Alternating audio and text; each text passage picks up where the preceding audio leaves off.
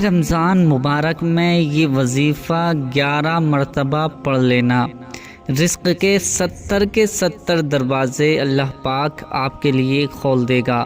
اللہ پاک آپ کی قسمت کے ستاروں کو چمکا دے گا۔ اللہ پاک آپ کی نصیب کو بلند کر دے گا۔ پیارے دوستو، رمضان شریف ایسا مہینہ ہے جس میں اگر بندہ 1 لاکھ مانگے تو اللہ پاک اس کو 70 لاکھ عطا فرماتا ہے۔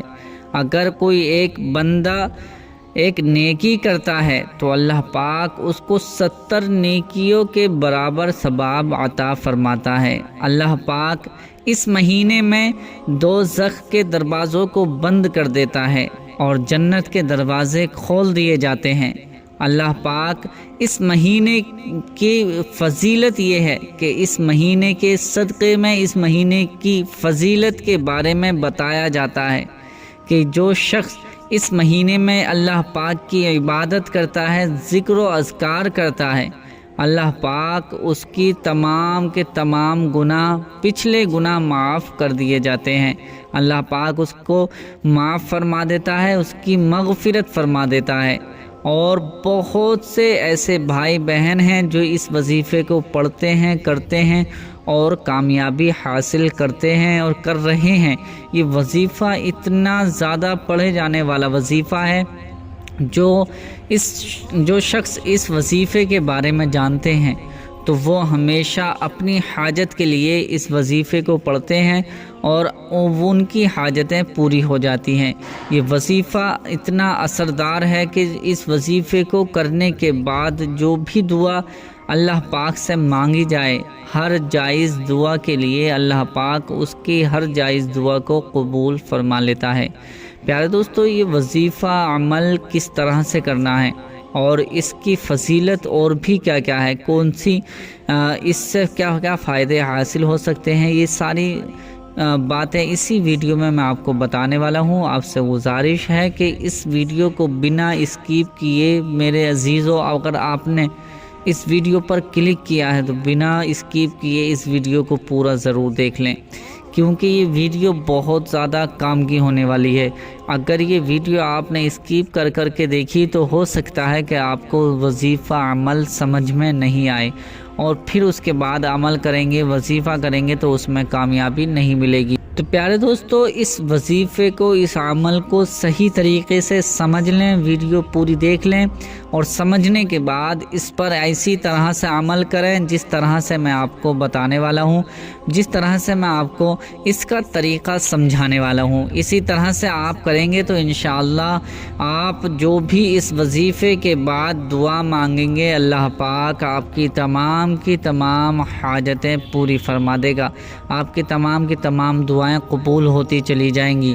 پیارے عزیز دوستو، ہم بہت سے بھائی بہنوں کا یہ میسیج آتا ہے میرے پاس اور وہ دعا کے لیے کہتے ہیں کہ ہماری دعائیں قبول نہیں ہو رہی ہیں، ہم اس پریشانی میں گرفتار ہیں، مجھے فلاں پریشانی ہے اور مجھے فلاں پریشانی ہے، ہماری دعائیں قبول نہیں ہوتی ہیں، کوئی ایسی دعا بتا دیں، کوئی ایسا وظیفہ بتا دیں جس کو کرنے کے بعد ہماری دعائیں قبول ہو جائیں، ہمارے مقصد پورے ہو جائیں، ہمارے بگڑے کام بن جائیں۔ تو میں سبھی بھائی بہنوں سے یہ وظیفہ بتانے والا ہوں، شیئر کرنے والا ہوں کہ جس کو کرتے ہی اللہ پاک آپ کی تمام حاجتیں پوری فرما دے گا، تمام دعائیں قبول ہو جائیں گی۔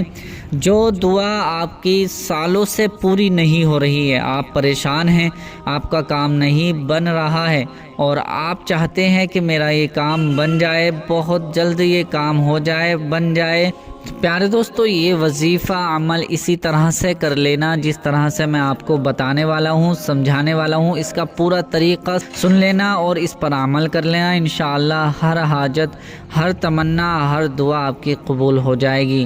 جو سالوں سے آپ کی دعائیں قبول نہیں ہو رہی ہیں، آپ کے کام نہیں بن رہے ہیں اور آپ چاہتے ہیں کہ ہمارا کام یہ بن جائے، ہمارا بگڑا کام بن جائے، ہماری مشکلیں آسان ہو جائیں، ہماری مصیبتیں دور ہو جائیں، ہماری پریشانیاں ختم ہو جائیں، تو یہ وظیفہ عمل اسی طرح سے کر لینا جس طرح سے میں آپ کو بتانے والا ہوں۔ تو پیارے دوستو، آئیے یہ وظیفہ جان لیتے ہیں۔ اس سے پہلے آپ سے گزارش ہے کہ آپ نے ابھی تک ہمارے چینل کو سبسکرائب نہیں کیا ہے تو مہربانی کر کے ہمارے چینل کو ضرور سبسکرائب کر لیجئے، ساتھ میں لگے بیل آئیکن کو دبا دیں، ویڈیو اچھی لگے تو لائک شیئر ضرور کر دیں۔ سب سے پہلے آپ کو پیارے دوستو وضو کرنا ہے۔ وضو کرنے کے بعد آپ کسی بھی ایک جگہ پر ایک تنہائی میں بالکل اکیلے ہو کر بیٹھ جائیں۔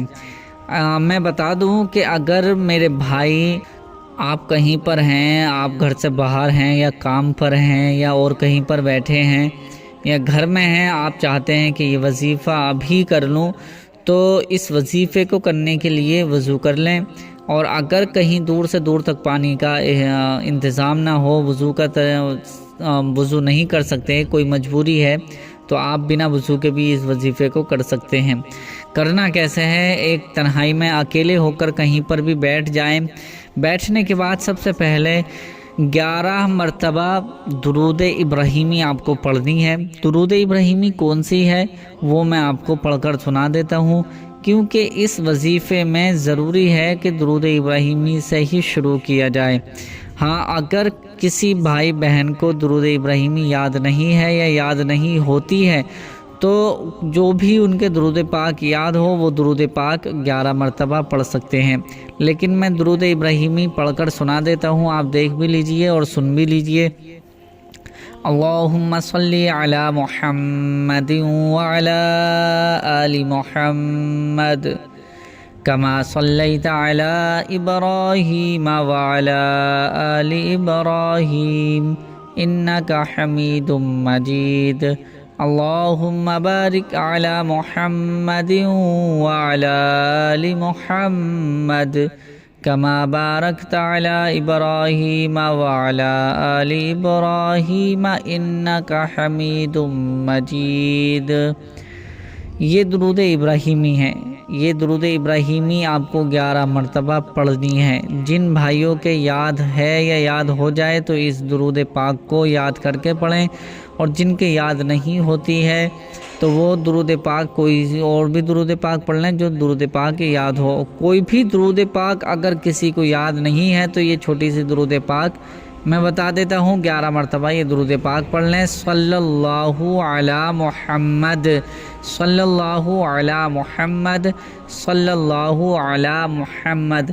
یہ چھوٹی سی درود پاک ہے، 11 مرتبہ آپ کو پڑھنی ہے۔ کوئی سی بھی درود پاک، جو بھی درود پاک آپ کو یاد ہو وہ درود پاک 11 مرتبہ پڑھ لیجئے۔